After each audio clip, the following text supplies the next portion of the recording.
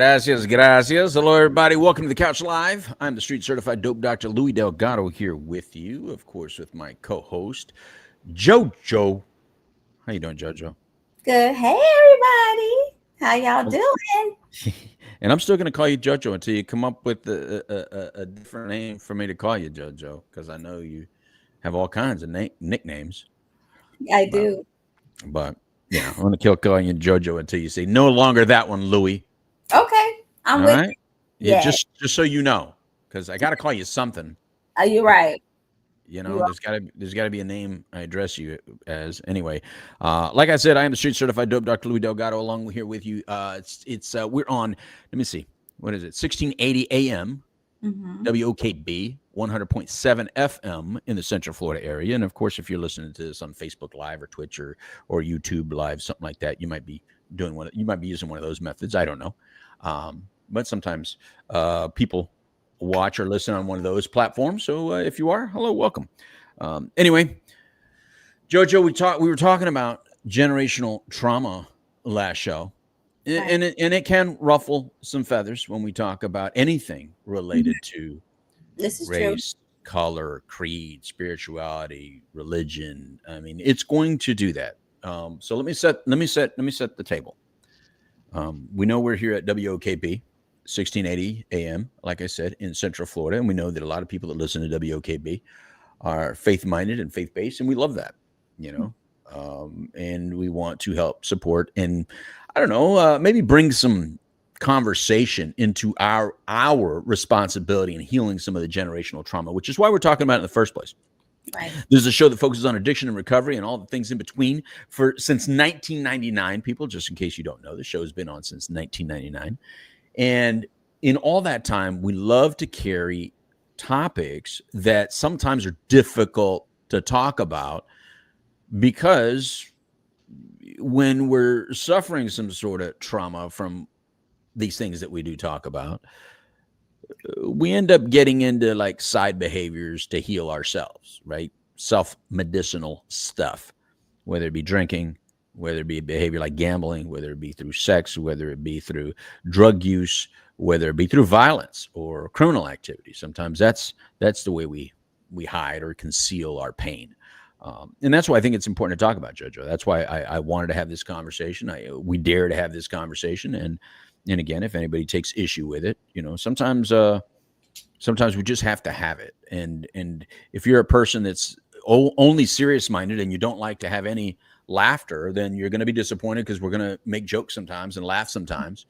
And if you're a person that only wants to stay within the pain of it and stay in the anger of it, you're probably not going to like it because I don't feel that's a healthy place to be for anybody to stay in anger or pain. No. Mainly because, you know, as a certified addictions professional, I've treated people for over 30 something years that struggle within that pain or trauma. And, you know, I myself went through my own stuff. Right.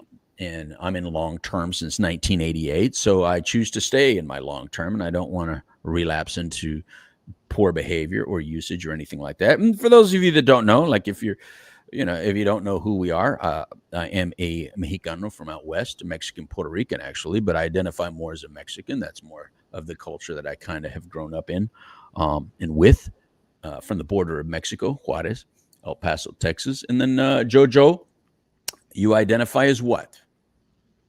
Everything. Well, I, some people don't see us, JoJo. Some people only hear us and they go by our accents or they go by, you know, our looks or whatever. But, you know, you want to tell everybody? yes, I identify as a Black woman. I do believe, though, as we all are, mixed with a whole bunch of things. That's so true. That is so true. Did you ever, speaking of that, did you ever do a 23andMe? No. So you never did like a genetic testing to kind of see what's in you? No, I'm scared to do that. Oh, Yeah. really? Oh, Yes, people already in our phones and this technology and stuff. I'm not gonna give you my blood. Like, 10 years down the line that my blood might be in a room and they say I killed somebody. So no, that kind of fear. Whoa. I'm just saying. I didn't think you were going to take it there. I'm just saying. Okay. I don't want anybody to know my DNA. Okay. But you do know, like for example, my great grandmother, was white, and so you have my great grandmother was Seminole Indian, so you learn along Yeah. the way about different Germany, Asian, so it's a real good mix of the pot, like putting in the It's pot. so true. Yes, but as far as every little thing, Right. and I'm not taking that test. Hey, I'm fine with that. I understand that fear, or that just my head doesn't need to go there. I got enough stuff in my head. I don't need that additional Yeah, information. I'm good. It's not a question I'm having. Right. I get it. Yeah, I did it. Even though, I mean, it kind of, I know where we we came all from. Yeah, but I mean, it's yes, kind of. me. I asked you. Yes. That's right. Yeah, You might and have everybody. a bit more, it's kind of like the beef stew. Right. The beef is the primary part of it. Right. Then we have Right. potatoes, and carrots, and onions and peppers. So Right. that's what I mean. I'm more than 6% black. See what I'm saying? That's. I think that's a high number. 6% is kind of high. 13% indigenous. Okay. So you put the 13% indigenous and the 6%. That's 19%. Okay. You know. You might need to start adding that in there. Yeah, you think I need to get a scholarship or two? Is that what you're trying to say? I mean, What do you mean? lefty, so I could get one. I always wanted to be a lefty. Let me try. It's funny because most people, just by looking at me or listening to me, they have no idea where I'm at or who I am. You know what I mean? And it's like, well, it's because we all have these racial ideologies of what people are supposed to look like, and I may not fit that. That is true. I've heard different things as well. That's right. Yeah. Mm-hmm. But that's why I asked what you identify as. People think that's usually just a gender or sexuality thing. No, it's also a cultural thing. Like, you know what I mean? Depending on where you're raised or how you're raised, you may identify different, Like I identify as a Texan. I was born in Philly, but I was raised all over the place as a military brat, but El Paso, Texas was always home. So I identify as a Texan. Exactly. Overall that. Because but that's why we talked about that. And I said to clear that out of the applications and the birth certificates and stuff. Remember I was saying that? Yeah. Just made me think about that. That's all. Because you were right. Like, why is that information important? You think just like for census stuff, maybe? Yeah, but why do we need it? I don't know. I mean, why? People need to know. These are all good questions. Well, here's what I want to get to today. Here's my issue with this generational trauma stuff is as I know that we can either focus, right, our leadership and our faith leaders, right, all of our government leaders or faith leaders, they can either help us focus more on the traumas that have existed in our lives, right, things that have hurt us, or they can help us heal. And so I wanted to ask you, helped a lot of people in your counseling and stuff like that. Like, is it better for me to focus on the traumas that happened to me, or is it better for me to focus more on the healing, or is it a mixture of both? I'm asking you. It's a real open question. The way I counsel, it's a mixture of both. Okay. Because in some sense, we don't want to stay stuck, in the midst of our pain. But there also is a need to dig up the root. And so without digging up the root, it's almost like having a wound and we put a Band-Aid on it, and we have to continuously put this band on it because it never heals. Now, do we want to stay there? Absolutely not.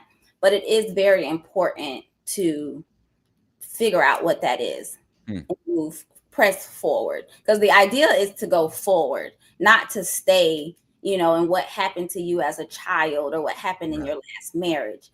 And so a bit of both, I would say.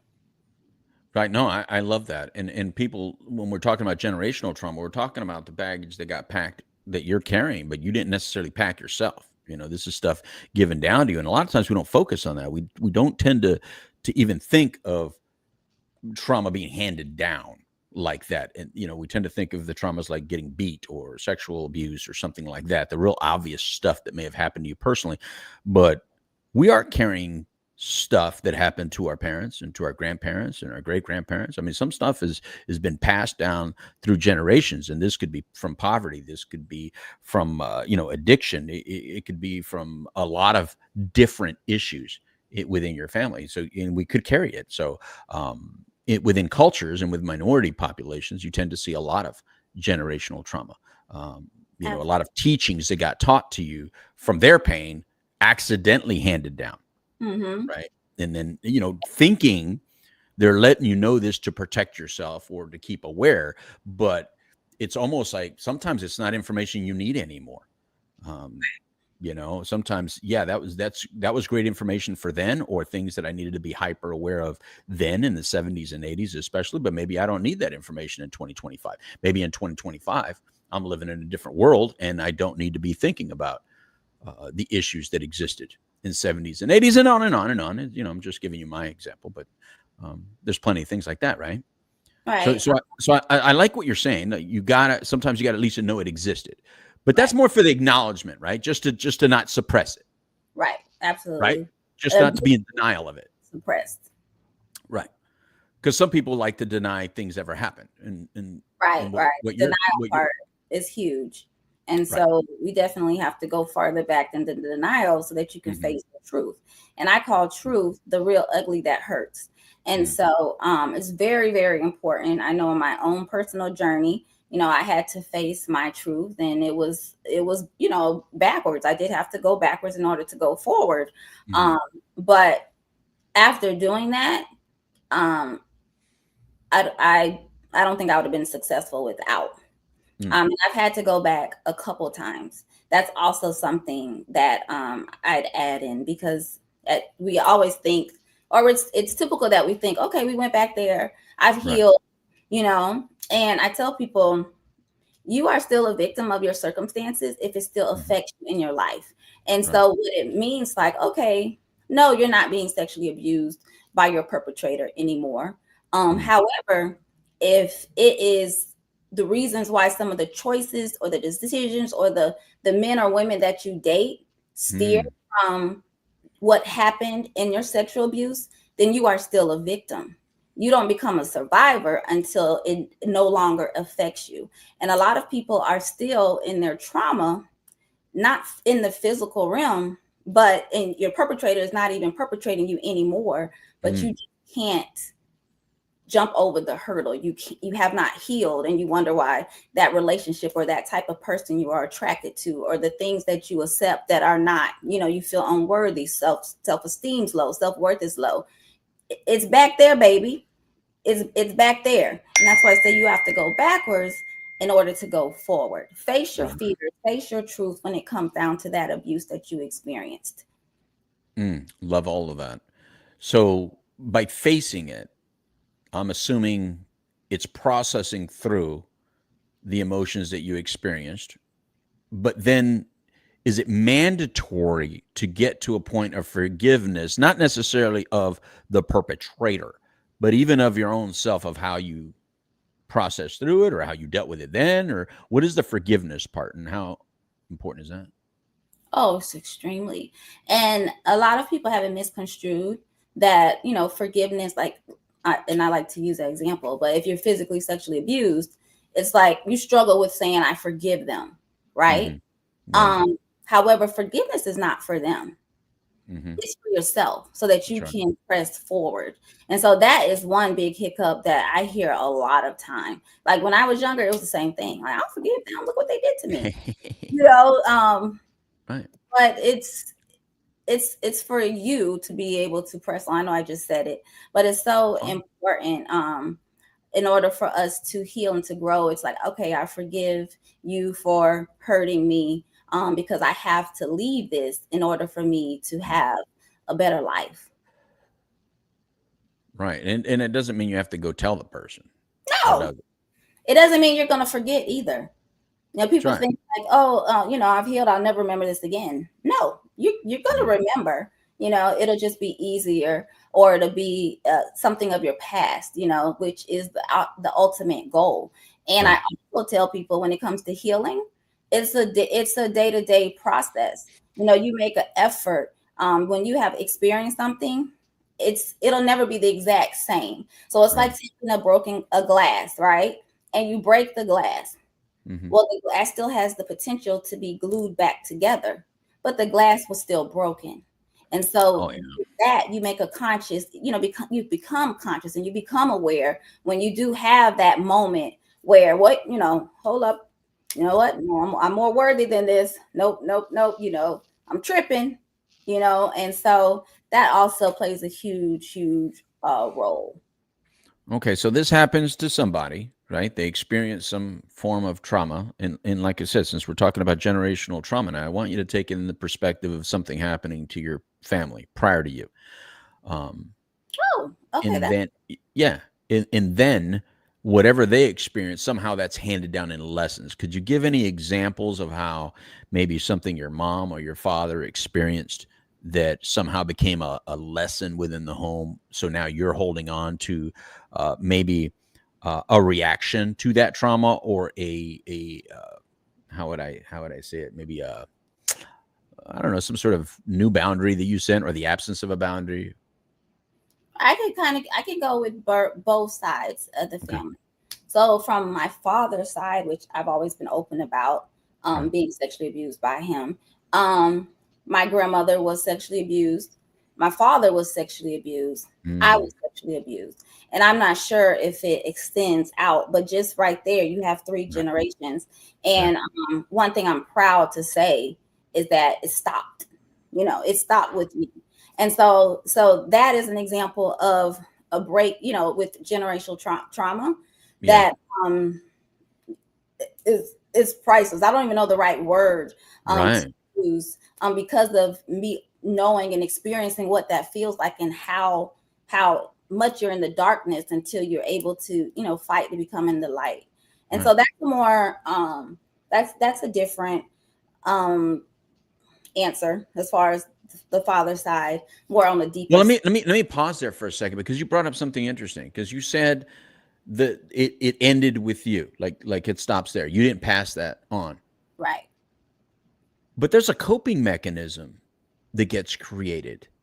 There is an emotional response within you, and there's coping mechanisms that you use to deal with your own trauma that you experienced, because Mhm. it did happen to you. Right. Absolutely. So those are the kinds of things that I'm talking about. It is what then gets passed on to your children. Now, not purposefully, not intentionally, and I'm not even saying it's all bad, because Hmm. obviously there's some protective things that need to be explained, and things that you need to do to help prevent, things from happening in the future and stuff like that. But generational trauma is a lot of it unintentional passings, right? Absolutely. That's So where what? I was going with the Oh, okay, okay, okay, yes. So on mama's side, right? okay, okay. Mommy. And so and it took a while for me to realize this. Mhm. Because when we're at some point when you're a child, when you get old, no, actually I'll say childhood, we're Mhm. like, oh, my mother is so mean, and you don't understand because you think, your mother is supposed to like be the most perfect person in the entire world. But Mhm. parenting comes, you just thrown into parenting. It's not like you take a course or anything like that. Hi, Mhm. Melissa. And so oh, I didn't know if you're gonna pause. So That's fine. where I'm taking it as is that I realized with my son that I was a great provider.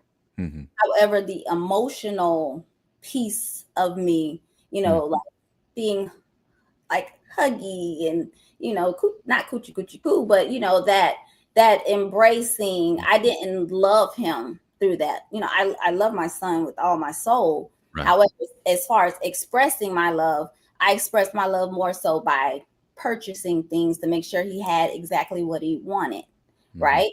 And my mother, when she raised us, that played a big part too. When we were sad or we got in trouble or we were broken, I'll never forget my mom used to take us to JC Penney's and we got to buy something. And so that was her, way of expressing like love for us and nurturing. Mhm. Then my grandma, her mom, I mean, they had 5 kids, at I think my grandma was married at 14 to my grandpa. Mhm. And Right. so just imagine in those days, with 5 children. And so you learn to recognize the pattern that it has on everyone, generation to generation Right. to generation. Right. And then, when I realized it too, I was dating this guy, Mhm. and the love language, for example, Right. my love language is gifts. Buy me something, baby. Yes. So, but it's once I was able to get to where I am in my life, I realized that steers from what I went through. As and my father as well. When he was doing stuff and coming home high and stuff like Right. that, he Right. gave me stuff, to express his love. And so that's an example Mhm. of and it's something that it takes a lot for you to be able to take it back to recognize this is a generational thing that has landed in my lap. And Yes. so now, my son, he doesn't have a woman yet, but my fear is that he'll continue that cycle because of how he was loved or love was shown to him. And Hmm. so now I make a conscious decision to try to do the opposite, so I'm very loving, very mushy, and very hugging. And the funny part is he's like, whoa, like, you okay? Well, But yeah, because you didn't start off that way. exactly. But that is the example of what has to happen. Once you realize it's a generational thing, you don't want to pass it on. You have to make a conscious effort to stop it. Stop it right, stop it in its tracks so it doesn't continue to go farther and farther down the family line. All right, pause right there then, because see, that's what I'm talking about. But that's because you're adapting, and not everybody adapts. See, Jojo, you're a very unique individual. You're an individual who is highly conscious and aware, but you actually care about the outcome more than you care about being right about your behavior and your attitude. So Yeah. you're intentionally providing something for your son because of the outcome that you desire, rather than saying that's just the way I am, that's who I am, deal with it. Woo. And that is something you hear a lot, A lot. a lot. And it's like, no, like, stop making excuses for what you're doing today based Mm, off of what happened yesterday. right. No. And so that's something huge that a Mhm. big population, a big part Right. of the population needs to learn or be open to. Right.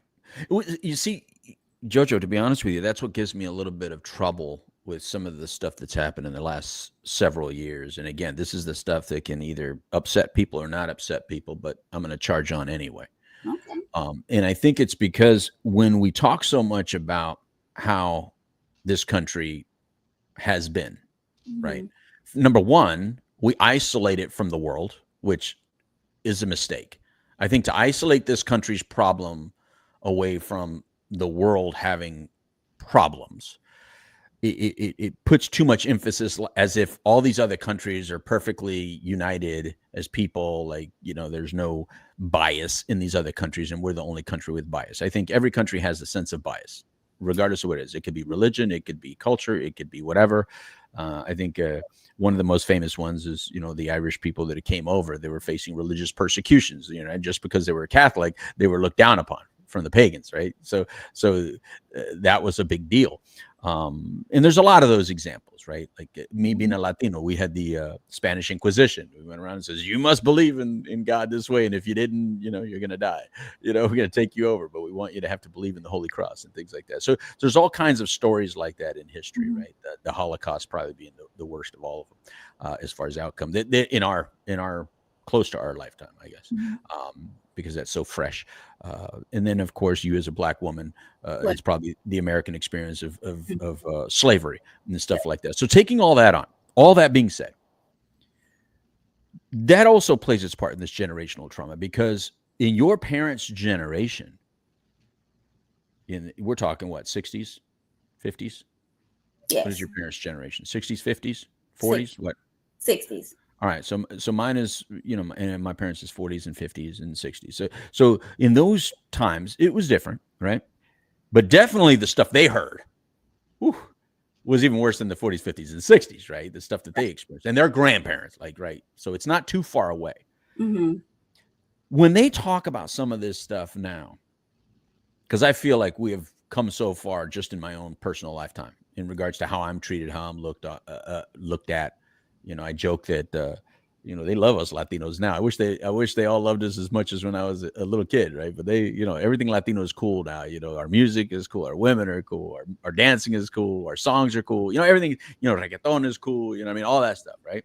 I It wasn't always like on the cool side of things. It was to us, but it wasn't on the cool side of things to everybody, right? We had Ricky Ricardo, we had Poncharello, we had Chico and the Man. That's about all we had. Now we have a little bit more. But the point is it how do we now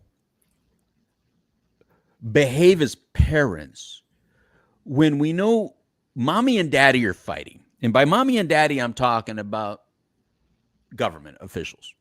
Okay. Red and blue. They're fighting, right? Red and blue's fighting. That's mommy and daddy. They're fighting. And they try to use the kids. They try to get the kids involved to go to their side, right? Because that's sometimes what bad parents do. Sometimes bad parents try to get the kids to come onto their side so that they can make their point better. And I feel like sometimes we get caught up in this mommy and daddy fighting. Yes. And they end up reminding us, well, dad didn't like you. Or mom used to say this. You remember when mom didn't come to your game? You know what I mean? I feel like that's what they're doing to us. We'll play both sides. As the black and brown people of the world right now. I think sometimes mommy and daddy remind us that dad didn't come to the game and mommy was drinking when she should have been loving on us, right? That's how it feels. When they remind us of how bad stuff has been. And then they say, oh, no, it's still that. Your dad still doesn't want to be at your game. I feel like that's kind of what the message is sometimes to people, to us, people that we have been marginalized. We have been the minorities. We have had some things happen that were not so beautiful. Right. But when when outside entities pass on that trauma back to us and remind us of the constant pains, and then tell us, oh, you think you're okay now, but you're not. You're not okay now. You're still not okay. You're still hated. You're still not wanted. You're still unloved. How does that play off into our healing? A lot. I'm stuttering a lot. I'll tell you this.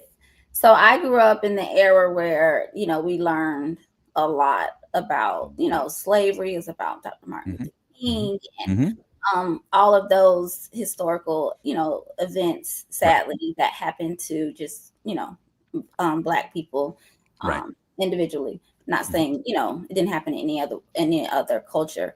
And so I remember being in school and I was so angry. It made me sad and hurt and all the pain that you take in, from learning the history of what happened to your ancestors, let's say. Right.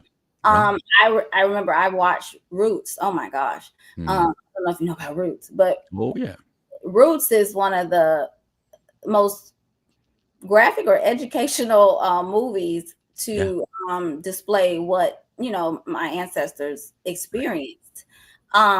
Me though, I've just always been able to press forward. And when I do look backwards, I always say oh my gosh, look how far, we have come, to be able to make our ancestors proud for everything we fought for.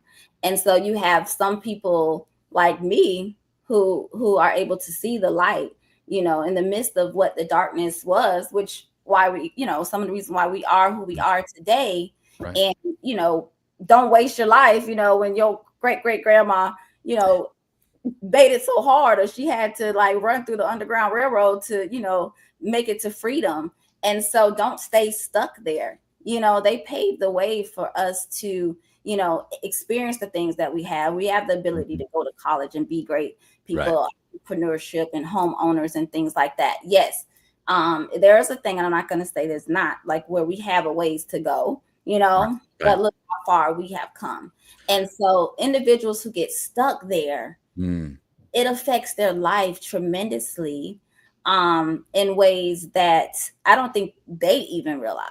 With my son and the younger generation, remember, they took a lot of that stuff out of the school system, and you heard a lot of backlash about it. I see it as maybe, sex ed is a day or two, where you learn in the school, Mm-hmm. but Yeah.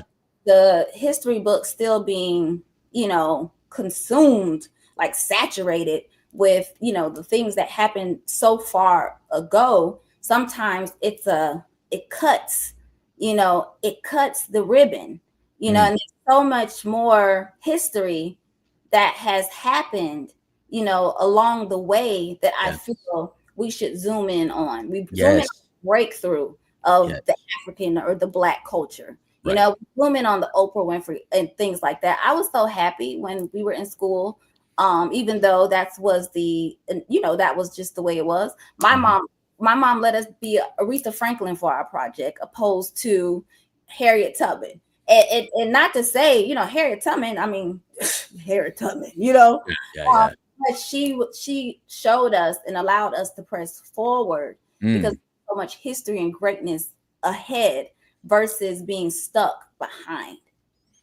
Yeah. No, I love that. And the odd thing for me, not being a black person yet, for some reason, Martin Luther King Jr. to me is always just, there's a lot of little comments, a lot of little quotes that I've used throughout my own personal life. And I remember when I went to LA and I was changing my life for the better because it was just so consumed with negativity, anger, frustration, hate, um, substance use, physical aggression, violence.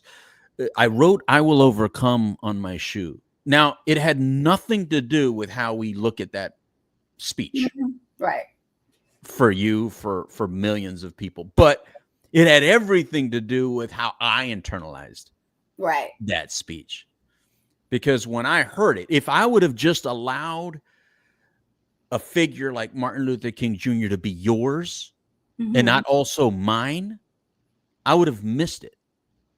So when I listen to people, I have to listen to the message from who I am and for how it can help me instead of just being like, oh, he's speaking about I will overcome, meaning like black people will one day be free about it. And I took it very different. I just took it from, if you're suffering a pain or heavy burden, or you feel like you can never achieve, you feel like you're never going to be able to get because of who you are, what you are, that is untrue. And that really helped me.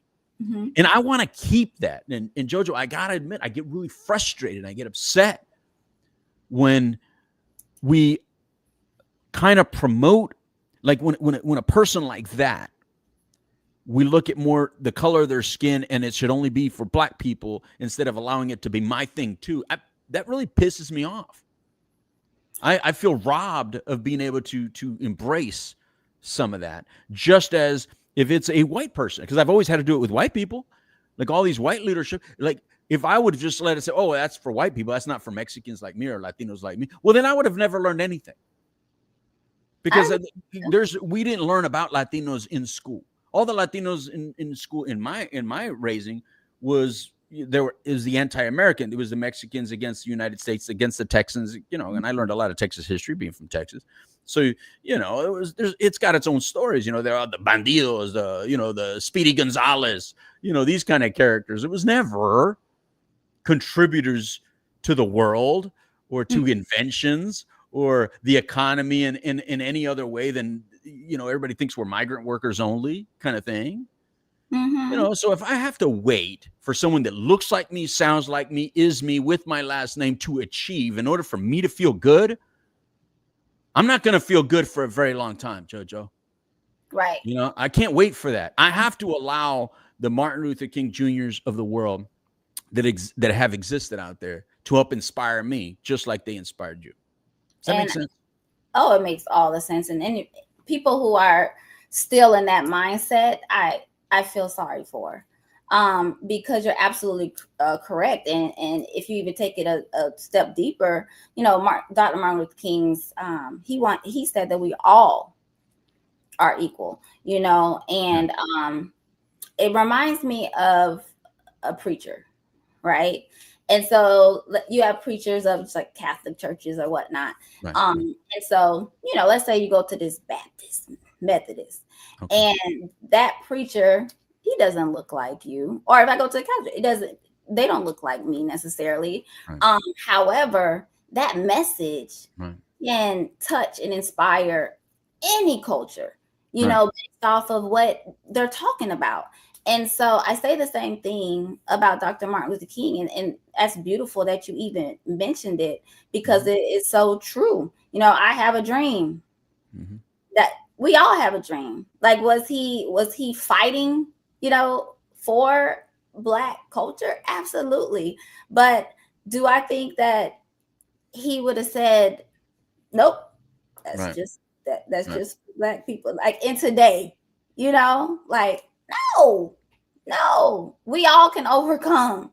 Can Black people take that and say, like, Dr. Martin Luther King looks like me, he fought for me, he inspired me, he helped change the culture? Yes, absolutely, that is what it is, as far as what he did at that age. Right. However, his legacy lives on, and it doesn't just speak to Black people.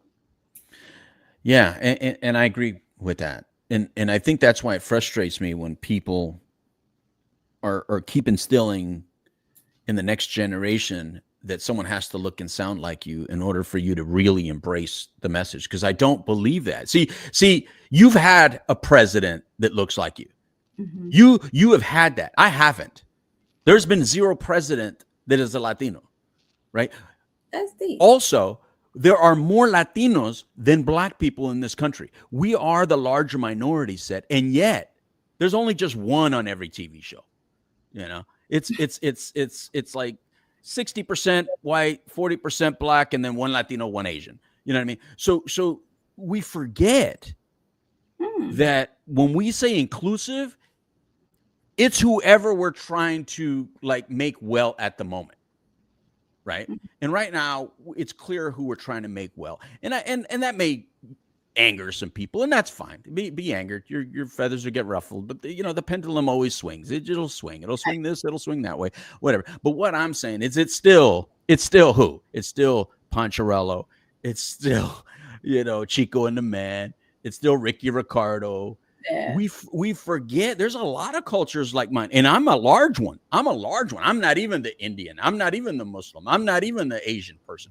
And then from Asian, let's separate that. I'm not the Korean. I'm not the Chinese. I'm not the Vietnamese. I mean, look, we're not going to make everybody happy, but that's what I'm saying. But everybody has their destructive pasts and histories, and I'm trying to think, man, what can we do to help people heal from traumas that aren't theirs? I don't want to suffer from the trauma of the Roman Empire just because all of my family came from within the Roman Empire. Right. I had nothing to do with that, and I don't want to carry whatever came with that, and I'm sure something did. Right? I don't want to suffer the results of the Spanish Inquisition. I had nothing to do with that, but I'm Mhm. sure that culturally it's within how we are and how we behave and how we act. I'm sure it's still there because it wasn't that long ago. But I more importantly, I don't want to be angry and present my anger to my kids about their neighbor just because their neighbor has a certain last name or is a certain skin color or has a certain religion. And I think that's the responsibility of being a good parent. And now me being a grandparent, I take it even more seriously of what can I do so that I don't pass on any of my own personal generational trauma onto my grandchild. And I think that's great. And I can't speak for all kids, but what I can speak to is mine. And Mm-hmm. so Mario must have been, Buddha Bear must have been in his teens, right? Mm-hmm. And he came home one day and he was upset. Hmm. And that's because he learned about what happened, to his ancestors in regards to Mm. slavery. Yeah. And yes, I did have to, share, like, yeah, baby, Yeah. that's the pain that our ancestors, fought for and Yep. experienced. However, and then reminded him of what happened since. Mm-hmm. So I was able to push that through. But the reason why he was that way, he was ignorant to it, because in my home, I didn't dwell on, that. We talked about the history that belongs to us now and the Yeah. generation I experienced, like the Oprah Winfrey's and Yeah. individuals like that. Even the younger women, you have Yeah. Tamika Mallory, like Mm-hmm. that's what in my timing. And so and then being able to be and do all things, and look at all the entrepreneurs that look like you, look at all these successful people that look like you, like Millions. we're not there anymore, Millions. so don't go backwards. Yeah, just say thank you, to your ancestors for the reason why we don't have to experience what we used to. And so I think if every home was that way, we could leave yesterday and yesterday. You only look back to see how far you've come. Right. And so that's what I'm saying. Well, let's look at your culture, for instance. I mean, that's within 100 years. I mean, you have blossomed how many millionaires in just 60 years? It hasn't been that long. And I wish I knew the number, but there was. It hasn't been that long. What was that? Say that again. I wish I had the percentage, but the percentage is so high. About how many Black doctors we have now. Huge. Women entrepreneurs, like the percentages are so high. It's amazing. Well, look. You said Oprah Winfrey. Wasn't that the first woman billionaire? Not just Black billionaire. I think she was the first self-made woman billionaire. Listen, because even though there were white women that were billionaires, they, from my understanding, it was either passed down or it was through a husband. But she was a self-made female billionaire. Right.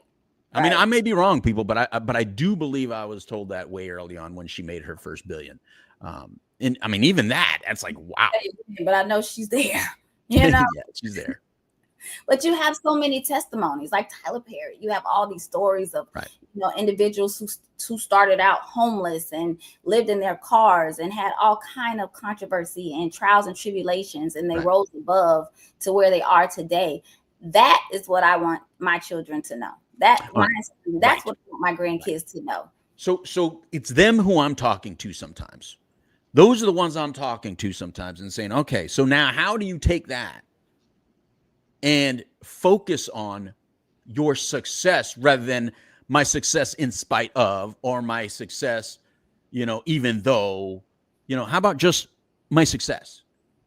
Because we do have the history of other cultures that have, I think last time we talked about, even like I say, the chosen people, right? Like for what's happening in the Jewish faith right now, we have this Gaza-Israel thing going on right now. We have people throwing the word Nazi and Hitler out there as if it's an adjective, when if we would do that in using the black-white experience, it would be horrific. You would never talk like that. We wouldn't talk like that.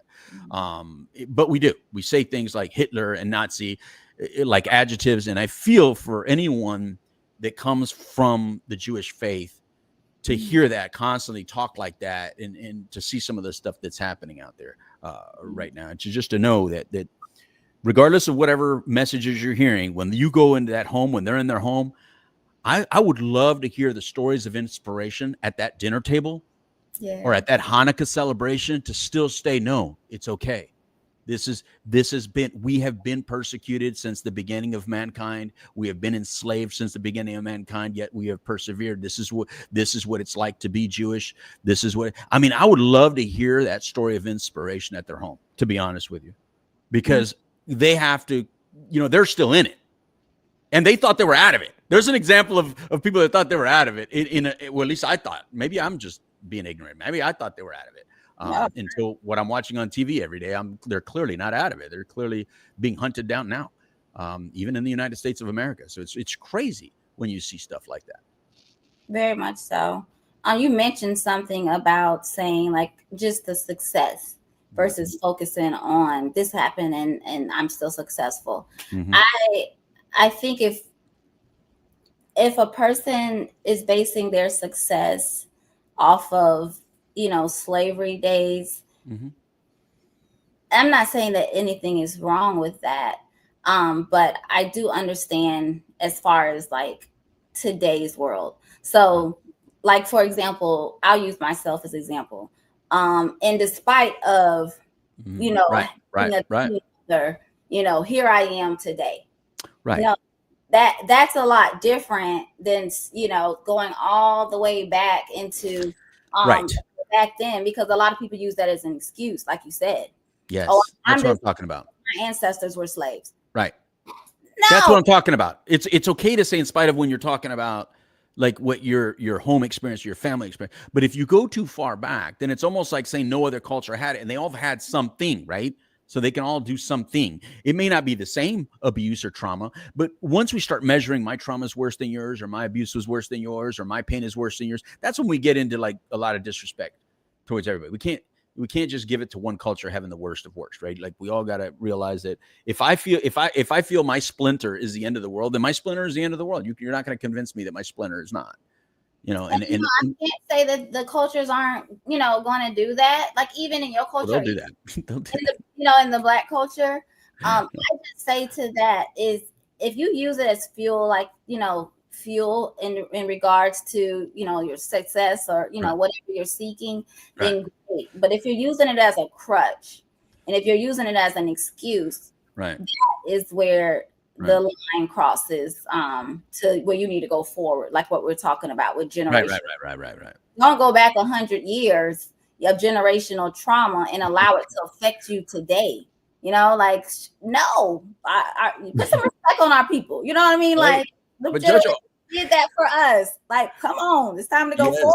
Yes, but I don't want to vote like I'm watching the World Cup, Jojo. I don't want to vote like I do with boxing. Like, when it comes to the World Cup, I go for Team Mexico, as well as United States. When it comes to boxing, I always pick the Mexican boxer or the Puerto Rican boxer over any other boxer. I don't want to vote based on that. That's different. That's where it's allowed to be, right? I think when it comes to sport and when it comes to that, yes. But when it comes to, like, just because you come into my town and you say, hey, vote for me because I'm a Latino, I'm sorry. I can't, I don't, you're not going to get my vote just because you're Latino, bro. I mean, I'll listen to you because, I hope you're, something great or good, but you might not have my best interests at heart. You might be trying to use me worse than anyone else. You might be trying to use that, who you are, worse than anyone else. So I just can't trust you just because.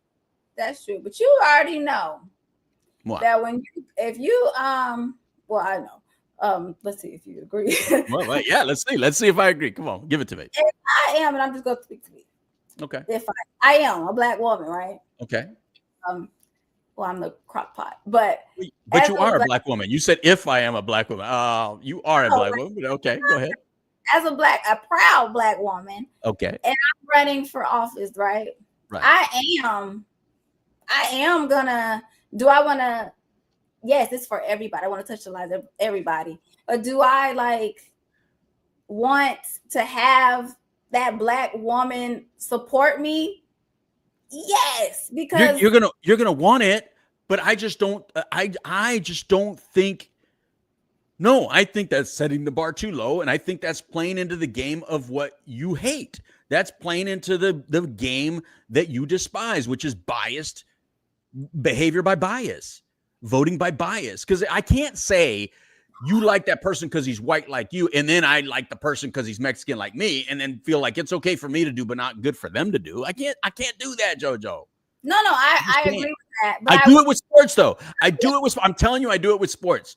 I love Texas teams. I love Pennsylvania teams. I do it with sports. But my life is not a sport, right? But it's almost 2 and 1 in the same.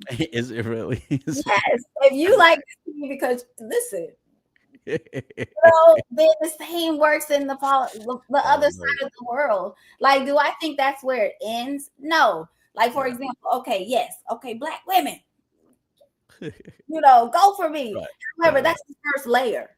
You know what I mean? Like, okay, me looking at someone, okay, listen, Black woman. That may be your last layer if you do that, though. That may be your last. Let's go there. Kamala Harris, right? She was running for president. Did she look like me? I was boy. Oh my gosh, right? However, it wasn't. I'm going to say no. She did not look like you. Close, but no. She was close. But was that the first layer? Like, oh my gosh, I'll be lying to tell you if I didn't. Yes, but then but that's not why she had my vote. Okay. It was more than just she looked like me. And if that's the issue, if you voting just based off of how a person looks solely, then yeah, it's a problem with that. That's what I'm saying. But that's the point. Look, Obama didn't look like me and I voted for him. He didn't look anything like me. Exactly. And I voted for him. You no. know, who I voted? Oh man, I voted for Hillary. I voted for Hillary just because she was a woman. And I will never do that again. I promised myself I'll never do that again. I voted her just because she was a Clinton and a woman. I thought that would be cool, right? But I promised myself I would never do it again because it had nothing to do with any substance that came out of her mouth or what. And I was like, well, what am I being so petty? I'm too grown to be playing this game. This is not a popularity contest. This is a business, and I own businesses. Do I hire somebody just because what they? No, I hire them because they're competent to do the dang job. No, and I was just say that. I've been in leadership. I was just about to say that. I've been in leadership, and let's say I'm interviewing individuals, right? And there has been Black women, Black men that apply.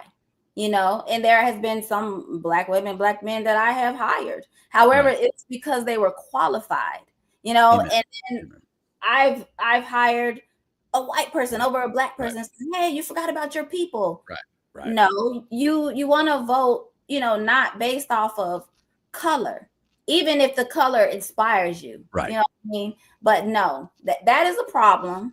You know, and I don't know if you don't like it, then that's just the way it is. If you're listening, well. Yeah. You don't vote based off of color. Right. Well, look, or race or culture. Only because I don't want anyone else to. I don't because I don't want anyone else to. And you know, I don't want to be in hypocrisy in that way, right? Because I don't want it to work that way. By the way, Oprah Winfrey did not become a billionaire because of Black women out there. She became a billionaire because the white women loved her. That's where she began. So you can't flip on the white women once you become the billionaire, Oprah. That's what you can't do. You know what I mean? You can't. That's my game. That's what I'm talking about. You got to stay in the pocket. If you stay in the pocket, we kill the generational trauma. We kill it. We just got to stay in the pocket. What's the focus? What's the outcome that we want? If the outcome we want is unity, is what the outcome we want is everyone to kind of love each other for different reasons. Love each other. Love me for who I am, not for what you think I am based on your first read by the color, by my height, by my size, whatever. You know, because if we just judge on those superficial things, right, we're going to miss out on a lot of beauty that's within. And so anyway, so let's continue to heal the generational trauma. Look, it's been fun having this conversation with you. We got many more shows to coming up this year's shows. Thanks to WOKB 1680 AM for putting us on 100.7 FM, of course, and of course, Shaw, who's our producer over there, is probably saying, "All right, you guys, you got to leave me some time for commercials." So we got to leave him some time. So any outgoing message that you want to have? If you haven't already, start today to stop the generational trauma. You owe it to your ancestors. You owe it to your mom, father, grandma, and grandpa, and you also owe it to this generation, whether it's your children, your grandchildren, or your great-grandchildren. It's time to grow. It's time to change. It's time to press forward. Amen. Healing isn't about blame. It's about freedom. And with that, I will leave all of you. Adios, amigos. It's time for a taco. Goodbye.